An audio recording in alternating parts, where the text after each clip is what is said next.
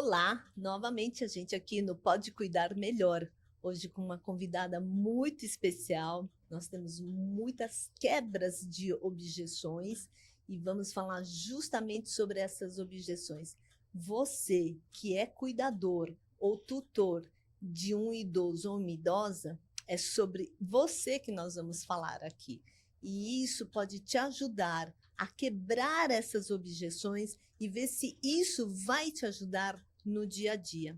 Então, quanto mais conhecimento conseguimos adquirir, melhores decisões nós conseguimos tomar. Pode dar um pouquinho de medo, mas pelo menos temos um caminho para seguir. Com vocês, eu vou trazer a Patrícia Rodrigues Sena de Souza, fisioterapeuta formada desde 2007 pela Universidade Unítalo Brasileira, com especialização em cinesiologia do exercício na saúde, na doença e no envelhecimento. Atuou por 12 anos na área hospitalar e UTI de alta complexidade.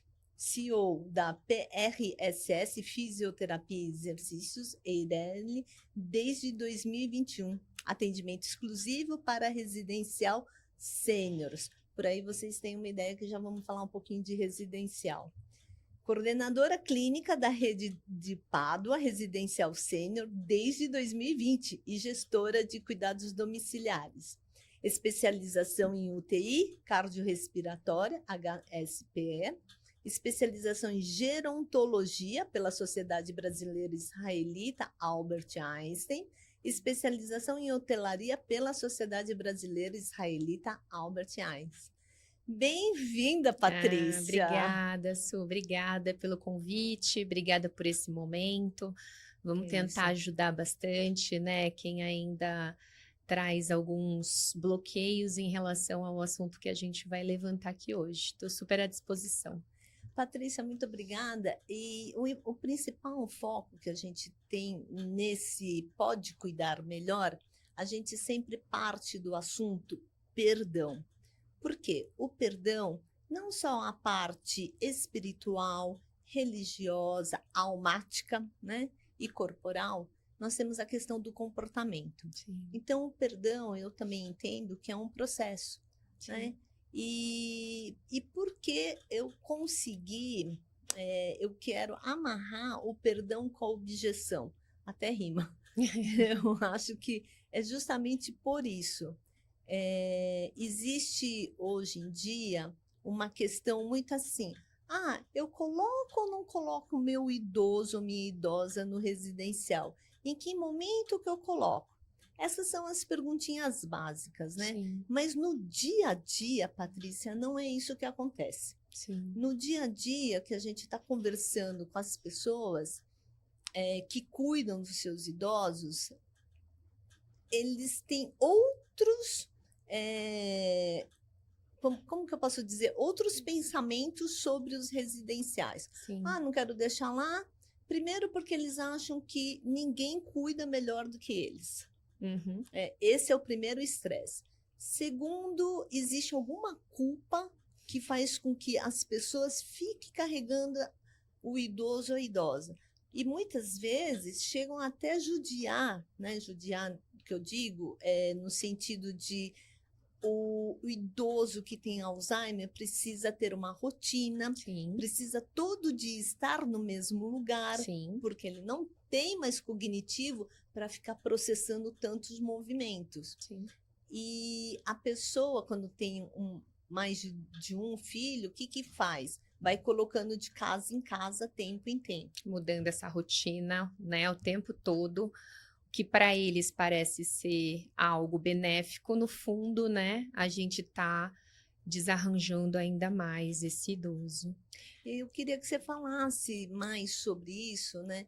Tanto o quanto que a pessoa precisa se perdoar, o quanto ela precisa liberar de perdão, para que tudo isso, então, comece a se quebrar e a gente começar a ver se realmente eu tenho capacidade para cuidar mesmo. Capacidade, quando eu digo, é capacidade emocional. Sim. Não é nem financeira e física. Sim. É o emocional. Porque as pessoas que chegam para mim, elas estão esgotadas. Doentes. Muito mais, às vezes, que o próprio idoso. Exato. E é possível dessa pessoa ficar mais acamada Sim. do que o próprio idoso. Capaz dela partir antes do idoso. Exato. E essa é a grande preocupação, porque se ela parte antes do idoso, quem vai cuidar desse idoso? É. Acho que o primeiro ponto, Su, que a gente tem que levantar aqui é que os tempos mudaram, né? Antigamente a gente tinha uma expectativa de vida entre 60 e 65 anos, e hoje a gente está lidando com uma população que está chegando facilmente aí aos 80, aos 90. Antigamente a gente quase não via os centenários, né? Não. Hoje a gente consegue encontrar em várias famílias. Eu acho que esse é o primeiro ponto, né? Ninguém viveu tanto quanto o mundo atual. Uhum. E nós não estamos preparados para isso, né? O segundo ponto é a cultura. Tá. A cultura brasileira, ela não traz dentro do teu histórico os residenciais de qualidade mesmo, né? Antigamente, quando você falava de casas de repouso, né? Entendia que era para ir lá e repousar e terminar a vida e pronto, né? E aí, por muitas vezes, você encontrava locais que realmente eram locais insalubres. Então, eu lembro que a minha avó mesmo falava, né? Não me deixe em nenhum lugar, né? Como se fosse uma questão de abandono mesmo. Mas, com o passar do tempo, entendendo que toda essa, né, esses anos se passaram, que a gente teve um grande avanço, né, nos residenciais sêniors. Hoje a gente tem locais em que a gente não visa só o processo de finitude, a gente visa estímulo de autonomia, estímulo de independência, melhora de qualidade de vida. A gente consegue ali entender que os profissionais que estão dentro destes locais, eles de fato vão agregar no cuidado do idoso e por muitas vezes melhorar. Então, o que a gente vê hoje é que esses filhos, eles não vivenciaram os pais levando os avós para um local. Então, eles se sentem culpados de ter que fazer isso atualmente. Né? E o mundo hoje ele está muito dinâmico, né? Então, hoje a gente tem uma sociedade em que é muito mais trânsito, a gente perde muito mais tempo na rua, a gente passa muito mais horas trabalhando. Em que momento que eu vou cuidar desse idoso dentro de casa? Então é o momento de refletir. Talvez eu tenha um idoso dentro de casa, eu vou estar trazendo mais malefícios do que benefícios. Por mais que eu tenha independência financeira para conseguir montar uma equipe dentro de casa. Sim. Né? Você vê que realmente não é um fator financeiro, como você colocou, né? Vai além. Estar num residencial hoje, você propicia para esse idoso ele socializar. Você propicia ele ter contato com vários outros profissionais. Então, dentro de um residencial, hoje a gente encontra geriatra, nutricionista, terapeuta ocupacional, fisioterapeuta, gerontólogo, os cuidadores. Então, quando você faz essa escolha, eu sempre falo que é um ato de amor. Você está buscando o melhor para aquele idoso, tá? Nada substitui um lar, nada substitui uma casa. Porém, existem momentos que a complexidade da saúde exige um lugar mais adequado. E quando você leva para um residencial, você não vai deixar de ter responsabilidade sobre o cuidado daquele idoso. É um cuidado compartilhado. Tem situações que cabem ao residencial e à equipe técnica que nele trabalha, e tem situações que continuam sendo de responsabilidade da família. Um residencial ele jamais vai tomar qualquer decisão sem consultar a família. Então, é um cuidado em que você, o tempo todo, tem um amparo, né? Você não vai tomar decisões sozinha, você vai sempre ter ali um diálogo com alguns profissionais para você poder escolher a melhor opção naquele momento, desde que a melhor opção, até a melhor opção sendo o conforto da família, né? A gente também, como residencial, a gente se coloca no lugar da família, né? Porque a gente sabe que pela medicina, pela parte de geriatria, alguns procedimentos a gente não faria, com aquele diagnóstico, mas para conforto da família, a gente faz. Patrícia, só te interromper um pouquinho, Sim. antes de dar continuidade. Eu acho isso super importante que você falou, cuidados compartilhados. Porque o que acontece? Eu acho não, tenho certeza. As pessoas imaginam o quê? Ah, eu vou largar a Isso. pessoa. Não vou delegar, eu vou delargar a pessoa, né, para os profissionais. Quando você mencionou cuidados compartilhados, eu acho que essa é a grande chave Sim, para a gente quebrar as objeções, sim, porque o que eu estou entendendo que você está explicando é, olha, aqui eu tenho uma área técnica legal, né? Legal que eu digo, com profissionais sim, formados, tudo sim, mais, experientes, e cada profissional a gente sabe que tem a sua função, sim, né? Então, por exemplo, o fisioterapeuta, com o médico, com a enfermagem, cada um tem as suas funções que acaba virando uma situação multifuncional para que o idoso esteja bem cuidado. sim, Só que a pessoa, por ela não executar essas coisas, ela acha que está largando o sim. idoso dela. E não é verdade isso, porque ainda fica a responsabilidade de acompanhamento de exames, conversar Totalmente. com o médico, conversar com os profissionais, fazer a gestão de compras, né, do Sim, medicamento. Eu imagino que sim, ainda tenha tudo isso, né? E sim. mais o contato, a visita, o Isso, estar que é o juntos, né? primordial. Sim, exatamente isso. Quando você tem um idoso dentro de casa, na minha visão, de gerontologia e de gestão de cuidado domiciliar, existe sim um momento que é benéfico ele estar em casa. Uhum. Existe um momento em que aquela situação agrega e tem muitos pontos positivos, mas é chegado o momento em que a complexidade da doença ela se torna tão grande que você precisa de uma equipe por detrás desse idoso. Sim, é verdade. Por mais que você tenha uma equipe de cuidadores, né? Por mais que você tenham pessoas ali capacitadas, esse idoso ele começa a alterar comportamento. Totalmente, Então totalmente. esse cuidador ele também fica sobrecarregado, você fica Uhum. sobrecarregada, né? Fora os desafios de uma gestão de equipe dentro de casa, porque assim, a gente também está lidando com uma nova profissão, que é o cuidador de idosos. Né? Sim. Que precisa ali, em algum momento, eles têm que ter um direcionamento. Quem que vai fazer esse direcionamento? O familiar, que já está fragilizado pelo avanço da doença do idoso. Então, a gente começa a pegar muito no emocional dessa família. Então, hoje, chega para mim muitos familiares mais doentes do que o próprio idoso. E é o que a gente falou, é uma doença emocional, Uhum. né? Porque ele tá ali vendo o ente querido declinando, às Uhum. vezes numa proporção muito rápida. Uhum. Ele tem a sobrecarga de fazer a gestão dessa equipe e existe a complexidade da doença que ele tem que ter tomadas de decisões e ele vai consultar quem?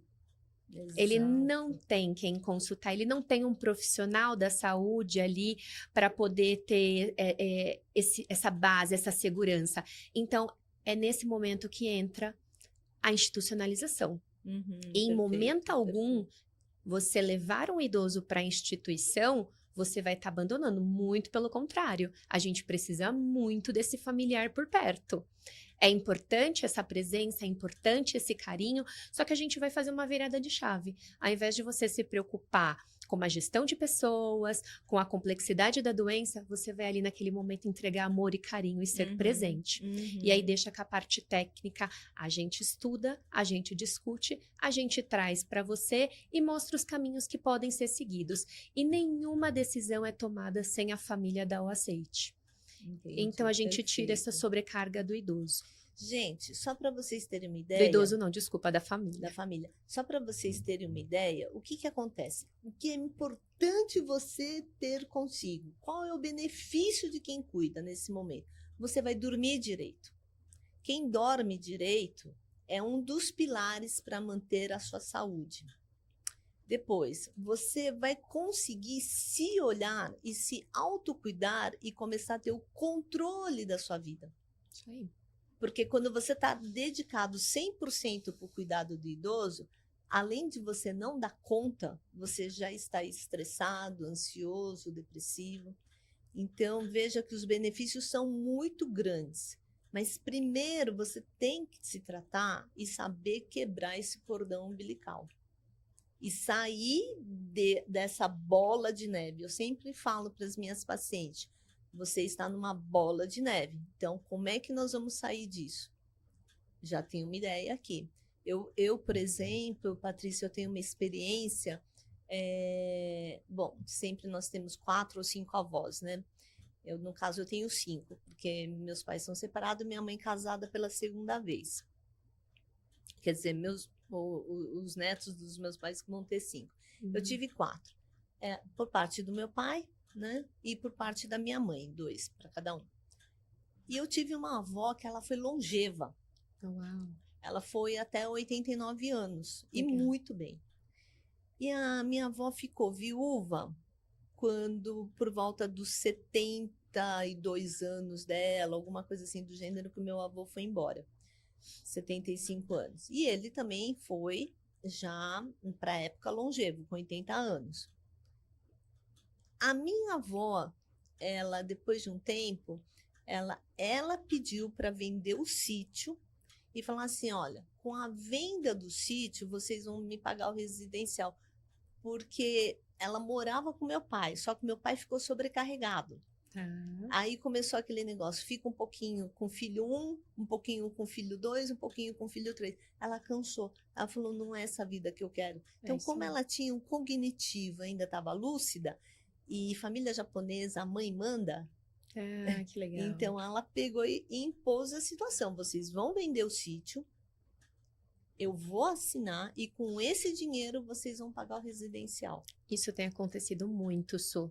Do idoso que ainda tem um cognitivo preservado fazer essa escolha. Ai, que bom. Aí está acontecendo, a gente está chegando neste momento.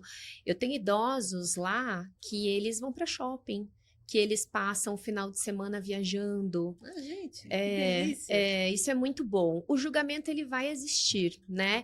Então, assim, que bom se todos os idosos pudessem fazer essa escolha. Pena que a gente não tem essa oportunidade com todos eles, né? Então, assim, para os familiares que estão em casa, que estão nesse desafio, né? Nessa decisão, é o que você falou. Faz uma autoanálise, né? Eu preciso entregar o meu melhor para o meu pai, para minha mãe, né? Para quem eu estou cuidando. E é muito difícil, é muito complexo esse cuidado dentro de casa, né? Algumas pessoas vão te julgar, ou muitas, né? Muitas irão te julgar, mas só você sabe o que você realmente está passando naquele momento. Se tiver que realmente reanalisar o que foi definido lá atrás, porque às vezes tem um juramento lá atrás, né? Eu já recebi família que a filha falava, eu jurei para minha mãe que eu nunca ia trazê-la aqui. Eu jurei para minha mãe que eu ia cuidá-la até o fim. Então você vê essa família chegar lá muito sensibilizada, muito doente, e a gente nunca acolhe só o idoso. Sim, a gente acolhe a família, principalmente a família. Porque o idoso que ele já tem uma demência, vou te dizer que a rotina do residencial faz ele melhorar muito, né? A questão da alimentação saudável, a questão da rotina, a questão dos cuidados, né? Essa equipe multi por detrás do cuidado desse idoso. Então, o idoso, rapidamente ele se recupera ali dentro, mas a gente vê um familiar às vezes adoecido e aí a gente acaba acolhendo. Agora, Patrícia, a gente está falando do idoso que ele tem uma certa saúde, né? Tem vitalidade e tem um cognitivo bom. Vamos falar um pouquinho das partes não românticas de toda essa história, porque nós sabemos que existe a parte não romântica. A pessoa com Alzheimer, ela é uma doença que evolui, pode, dependendo da saúde da pessoa, porque isso é muito individual, evoluir rapidamente, né? E outras pessoas que vão com uma evolução mais lenta. Eu tenho o exemplo do meu pai, que a evolução do Alzheimer dele é extremamente lenta, porque ele é uma pessoa saudável. mas a gente já vê mudanças de comportamento, Sim. né? Nesse momento, como é que funciona dentro do residencial? Porque ao mesmo tempo que nós temos que colocar o idoso para se socializar, algumas vezes nós temos que recolher o idoso desse grupo social por causa do comportamento dele, né? Uhum. Eu queria saber um pouquinho mais dessa realidade, como é que funciona Tá. dentro do residencial. O residencial, ele é bastante heterogêneo.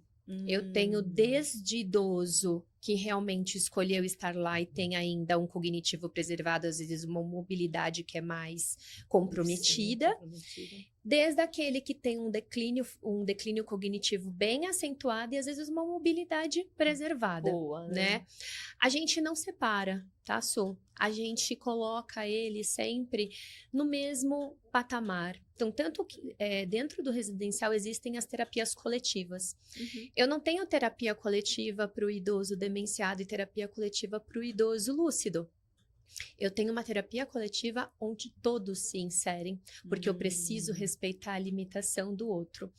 Claro que, se eu tiver um idoso com uma alteração comportamental que acaba trazendo um prejuízo para os outros, a gente faz todo um tratamento prévio, então a gente precisa entender quais são os estímulos que estão levando ele àquela alteração comportamental. Será que a gente precisa fazer uma revisão de prescrição?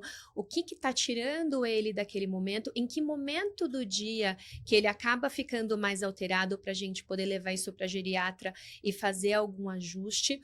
Mas normalmente os idosos que frequentam um residencial, hoje a gente tem residenciais com 30, né? Essa é a minha experiência. A gente não tem uma casa com mais de 30, até porque eu acho que aí a gente realmente acaba perdendo um pouquinho a qualidade desse atendimento. Então, os 30 hoje, eu posso dizer com toda certeza para você que eles estão ajustados, né? Ai, que bom. O que faz, em algum momento, eles saírem um pouquinho dessa rotina? Às vezes é uma infecção. E aí a equipe, por estar muito atenta à rotina daquele idoso, se percebe que ele está um pouco mais sonolento, se percebe que ele está um pouco mais agitado, ou se percebe que ele é um idoso que come super bem, mas naquele dia ele está mais inapetente. Então, essas mudanças comportamentais, elas já são facilmente notadas pela equipe, Tá. e aí já começa-se uma observação, leva-se para o geriatra e a gente já faz uma abordagem. Por isso também que essa equipe é muito importante. Talvez em casa você não vai ter esse feeling de entender em que momento que o idoso está passando por uma infecção. Às vezes, qual que foi o maior sinal de Covid nos idosos? Queda. Olha. Não foi uma falta de ar, não foi uma tosse, não foi uma fadiga, foi uma queda. Eles perdiam o equilíbrio? Alguma coisa Porque assim? um idoso demenciado, ele não conseguia relatar o que ele sentia, então provavelmente tinha uma hipotensão, tinha uma tontura, eles caíam e aí, quando ia fazer o diagnóstico, Era eles tinham o Covid. Nossa, interessante isso. Então, esses sinais dentro do residencial, eles são sinais de alertas. Então, a equipe como um todo, né? Se percebeu que mudou alguma situação do idoso, olha, hoje ele tá diferente, hoje ele tá assim, hoje ele tá Já tem um assado. protocolo de análise, vamos dizer assim, de Sim. avaliação, né? Sim, Para que ele comece a observação. sim. E aí, então, o geriatra avalia e chama a família também, né? Isso que é importante. E aí eu vou além. Esse idoso que ele tem mais autonomia, que ele tá melhor, ele também tem uma utilidade dentro do residencial. Ele também começa a cuidar de outros idosos. Ah, interessante. Eles são nossos olheiros também. Então, esse idoso, às vezes, ele tá em casa sentindo que tá incomodando o filho, né? Então, vai passando de uma casa para outra, cada hora tá num lugar. Então, ele fala, poxa vida, eu tô incomodando, eu tô tirando meu filho da rotina, é um peso eu estar aqui. Quando ele vai para o residencial, além dele tirar esse estigma, né, de ser um idoso peso, ele tem uma utilidade lá dentro, ele começa a nos ajudar. E você vê que ele se sente feliz né? bom. A gente vê muito isso. Então, assim, ô fulano, senta. Ó, o fulano tá levantando, vai cair. Então, assim, isso para eles é muito interessante, porque eles têm uma vivacidade, uma atividade durante o dia, e aí ele começa a fazer novas conexões, né? Então, eles começam a ter outros estímulos. E aí, o Alzheimer, a gente sabe que é uma doença progressiva. É progressiva. Não, Sim, infelizmente. não tem como mudar. A demência em A geral, né? demência, em geral, ela é progressiva. Então, o que que a gente tem como objetivo? Os estímulos para Uhum. que a gente consiga fazer com que essa progressão seja a mais lentificada possível. Sim, sim, Então, tudo quanto maravilhoso. é mudança de rotina, né? Isso acaba prejudicando, mas tudo também que eu trago de novo para esse idoso, né? Então, assim, eu coloco ali um estímulo social, uma atividade, eu consigo fazer com que a gente tenha ali uma lentificação na evolução dessa demência, dessa doença. Ah, perfeito. Bom, gente, vocês viram que existe benefícios e tratamento de cuidados tanto para o idoso quanto para a família. Então, benefícios está para as duas partes, não só uma parte. Então, repensa, entenda. Se você está no momento de decisão, não precisa se precipitar, mas não procrastina na decisão, porque a procrastinação da decisão vai levar mais ao sofrimento você e o seu idoso ou a sua idosa que você cuida. Então, com essas informações, você vai conseguir pesquisar, vai conseguir entender e vai conseguir avaliar o residencial que você pode colocar o seu idoso ou sua idosa. Mas faça isso já, não procrastina essa decisão, porque o que está em jogo é a sua vida, né? Eu sempre falo para as pessoas o seguinte: eu não tenho netos, mas se eu tivesse netos, Patrícia, hoje eu conseguiria facilmente entender que eu preciso me dedicar mais para os meus netos que vão estar vindo uma vida para eles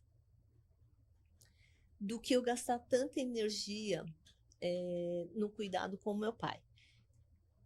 Eu acho que vai dar polêmica essa frase que eu estou falando, mas por quê? Por quê? O meu pai já viveu o que eu vivi, ele já passou o que eu passei. Eu não consigo ser mãe do meu pai. Isso aí. Né? Eu preciso receber energia do meu pai, eu preciso receber força do meu pai. Porque eu não tenho energia suficiente para devolver para ele ou mandar para ele. Mas eu tenho energia suficiente para mandar para meus filhos e para os meus netos. Eu, eu acho que vai dar polêmica, muita Eu gente. concordo e eu te entendo. Se a gente faz uma inversão de papéis, né? Se a gente vira os pais dos nossos pais, realmente a gente se vê numa confusão, né? Eu acho que realmente a gente precisa estabelecer, né? Exato, estabelecer a E função limites. limite e o posicionamento, né? É uma questão muito de posicionamento. Sim. Eu gostaria muito, mas muito, que essa população, ajudar essa população que cuida a quebrar essas objeções. Sim. Porque hoje, por exemplo, eu tenho meu pai que está na minha casa, mas eu já tenho os planos, eu já sei o que pode vir a acontecer. E hoje, por exemplo, eu consigo ter a minha vida, né? E eu vou te falar, existe um jogo emocional muito forte envolvido, Muito. muito forte. Eu chego em casa, eu ouço, poxa, mas você não almoça mais comigo? Nós já saímos da pandemia faz tempo, né? Sim. E eu falo, não posso almoçar. Sim. Né?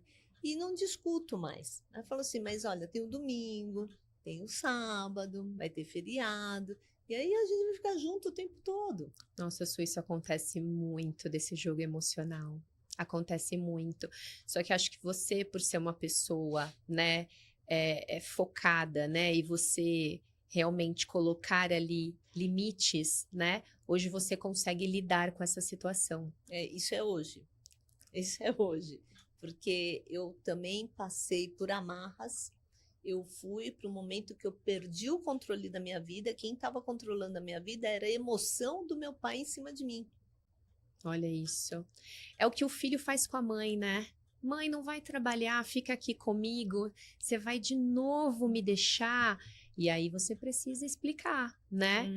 Eu Uhum, tenho que trabalhar, eu preciso ir, eu volto, né? Então você uhum, vê, é o que eu falo, é a inversão de papéis. É uhum. eles tentando pegar na parte emocional, às vezes sem pensar no que estão fazendo, Sim, com né? Não certeza. faz de forma pensada e em momento algum tentando prejudicar. Mas a gente precisa estar muito certa do nosso papel para poder saber direcionar, né? Eu entendo o seguinte: o que nos blinda é o conhecimento. É isso mesmo. É isso mesmo. Nós só vamos ter uma blindagem a partir do conhecimento. Se eu não tenho conhecimento, eu não consigo trabalhar nesse conhecimento, meditar em cima do conhecimento para conseguir entrar em mim e eu começar a agir. É isso mesmo. Então, isso é fundamental. Então, por exemplo, para a pessoa, eu falo, para a pessoa que vai buscar uma ajuda, né? Uma terapia, ou mesmo tirar dúvidas com você lá sobre como que é dentro de um Sim, residencial, tem que parabenizar a pessoa, sim, porque ela está saindo totalmente da zona do conforto, que sim. na verdade não é conforto, Não mesmo. né? Para ela conseguir ter de volta o controle da vida dela. Sim, sim. Eu costumo dizer que é um ato de amor, né? Colocar num Isso. residencial, né? Quando as famílias chegam para a gente, mesmo ali buscando, ainda na parte comercial, ainda naquele processo de visitar vários residenciais, dificilmente a família chega visitando o primeiro residencial e já coloca o idoso. Assim. Ele sempre vai em 3, 4, já peguei família que foram em 20 residenciais Nossa. para depois fazer a escolha. Então, quando você se predispõe a buscar um lugar após várias pesquisas, é sinal que você está preocupado com esse idoso, Sim, né? exatamente. Você não escolheu o primeiro e colocou, não. Você visitou, você olhou a grade de atividades, você olhou a limpeza, você olhou a estrutura, Sim. você viu o corpo clínico, você entendeu o funcionamento, né? Então você tem um carinho e um amor por aquele que você está escolhendo para morar nesse lugar. Olha, você falou uma coisa importantíssima. O cuidar continua. Só no momento que a gente vai avaliar os residenciais, que nós vamos identificar os pontos, você vê, você está disponibilizando o seu tempo, você Isso, vai avaliar. avaliar. É cansativo, Muito. né? Porque em um dia você não faz 3, em um dia você faz 1. E olhe lá. E você vai encaixando na tua agenda, Isso mesmo. né? Porque você ainda está cuidando do idoso. Isso mesmo.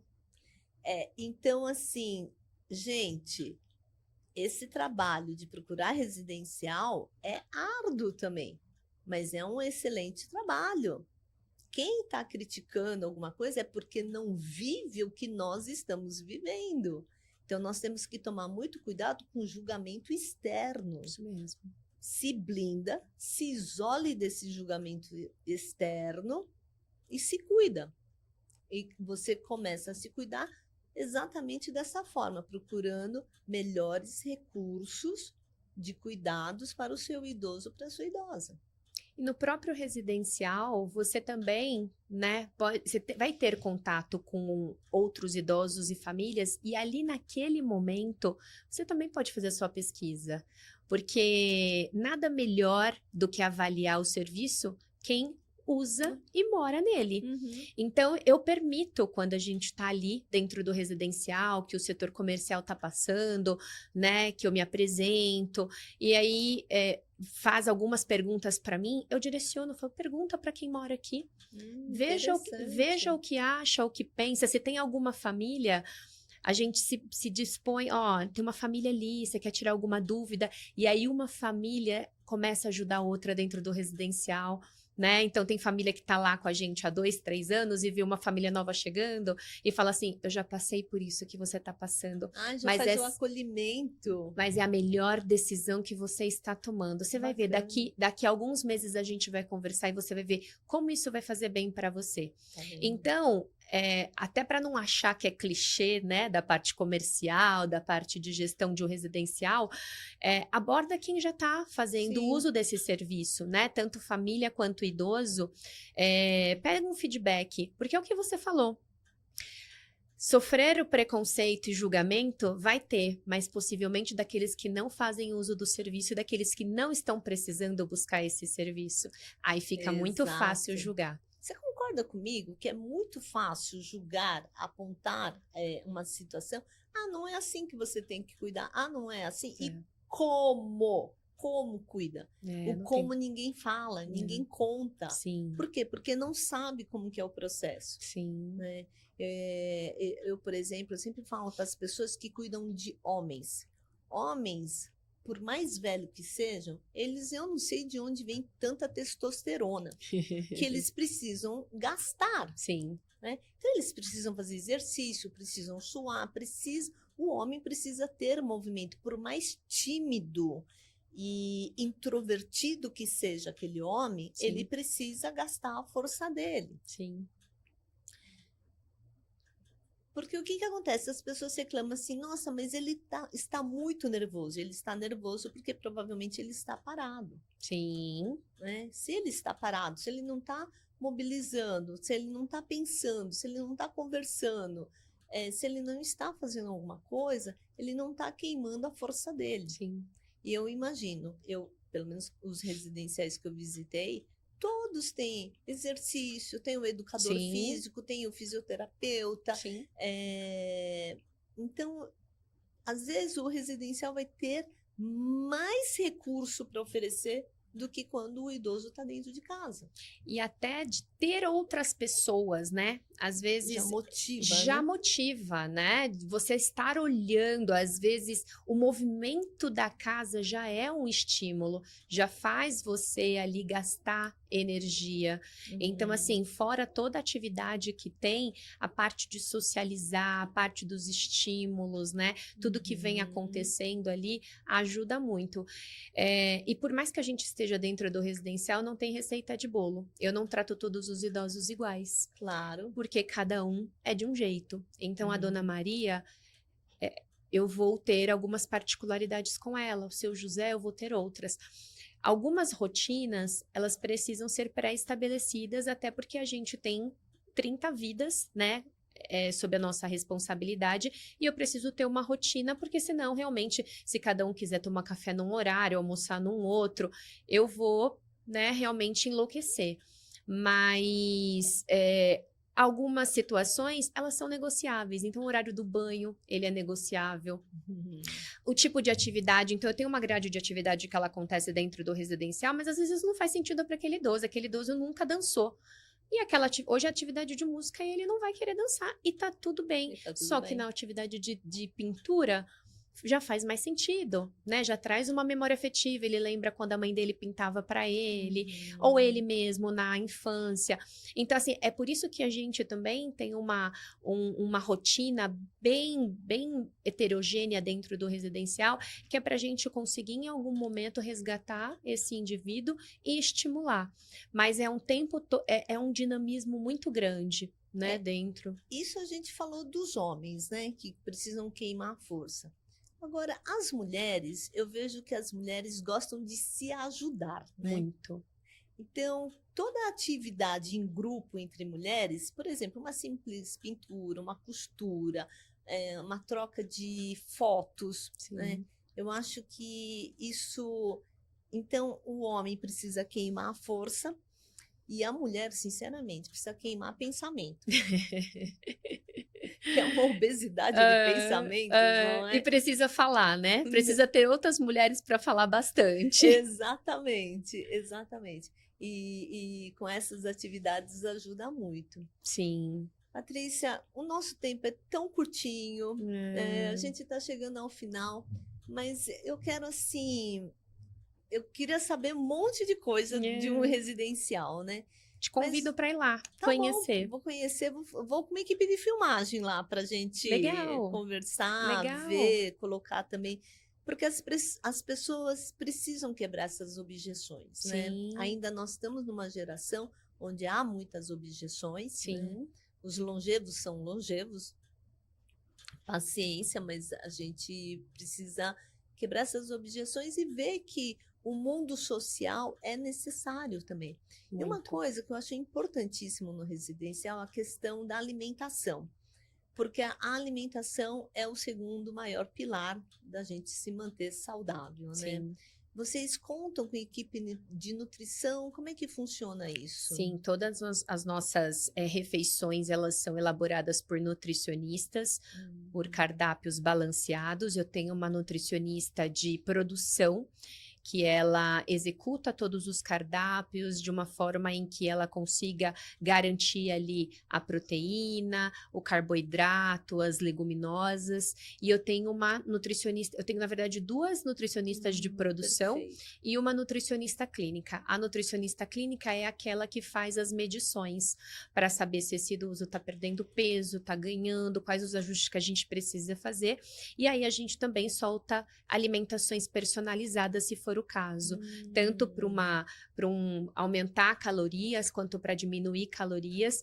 Tem o dia do lixo, né, em que a gente libera uma batata frita, um cachorro quente, um hambúrguer, mas normalmente são dietas super balanceadas, até porque a gente sabe o quanto que o açúcar, a gordura, causa impacto na evolução dessas doenças. E sempre respeitando a alimentação individual, né? Sempre. Ah, que bom. Sempre respeitando. Então, se é um diabético, a gente já faz uma dieta personalizada para ele. Se é um paciente com pressão alta, muitos apresentam constipação, então a gente tem dietas laxativas, né?